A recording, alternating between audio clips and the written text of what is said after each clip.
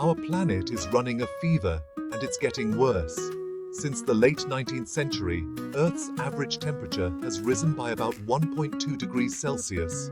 This may seem like a small change, but it has significant implications. That might not seem like much, but it's like a 1.2 degree increase in your body temperature. Noticeable and potentially dangerous. Just as a fever can affect your health, this rise in temperature is affecting our planet's health. The primary culprit? Human activities. Our industrial activities, transportation, and deforestation are all contributing to this rise. We are pumping massive amounts of greenhouse gases into the atmosphere, trapping heat like a giant, invisible blanket. This blanket is causing our planet to warm up at an unprecedented rate. The more we burn fossil fuels and chop down forests, the warmer our planet gets. These activities release carbon dioxide and other greenhouse gases, which intensify the greenhouse effect. It's a simple equation with complex consequences. The more greenhouse gases we emit, the more heat gets trapped, leading to a cascade of environmental changes.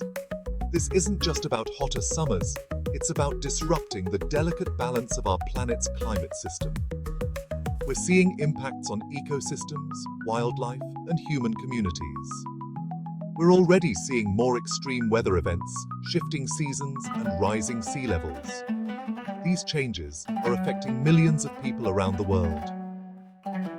It's time to take notice and take action before the fever breaks us.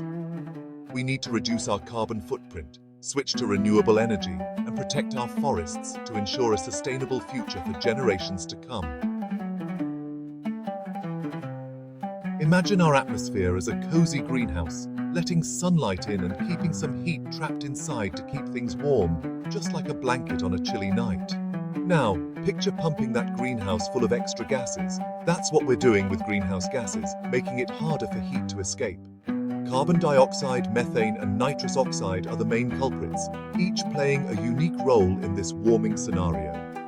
Carbon dioxide, released from burning fossil fuels, is like the bulky bouncer of the group, the most abundant and long-lasting, sticking around for centuries. Methane, from livestock and natural gas leaks, is like the feisty fighter, trapping more heat pound for pound, but hanging around for a shorter time, about a decade. Nitrous oxide, released from agriculture and industrial processes, is the silent but deadly assassin, lingering in the atmosphere for decades, up to 114 years.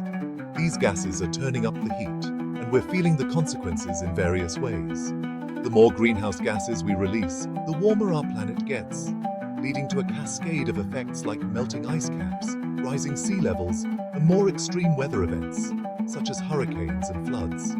It's a recipe for disaster, and we need to change the ingredients by shifting to renewable energy sources and reducing our carbon footprint.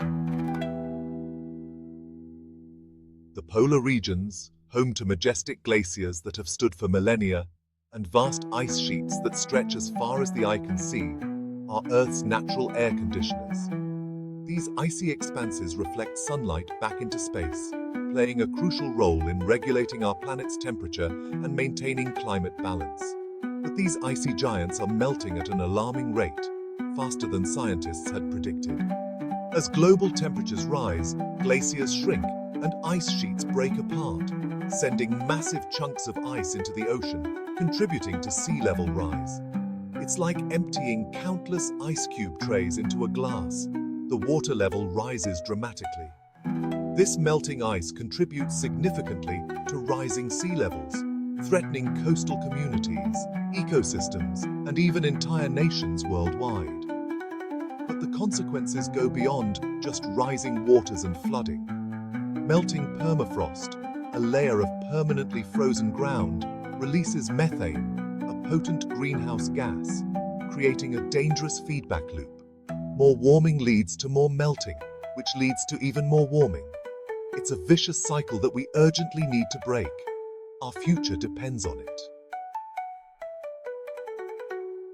Remember that glass of water with the melting ice cubes? Now imagine that glass is the ocean, and those melting ice cubes are glaciers and ice sheets.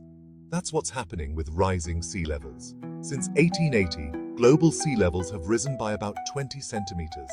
That might not sound like much, but it's like adding a couple of inches to your bathtub.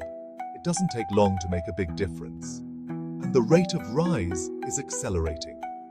As sea levels rise, coastal communities face an increased risk of flooding, erosion, and saltwater intrusion into freshwater sources. Millions of people around the world are vulnerable, and the stakes are only getting higher. We need to act now to mitigate these risks and protect our coastlines.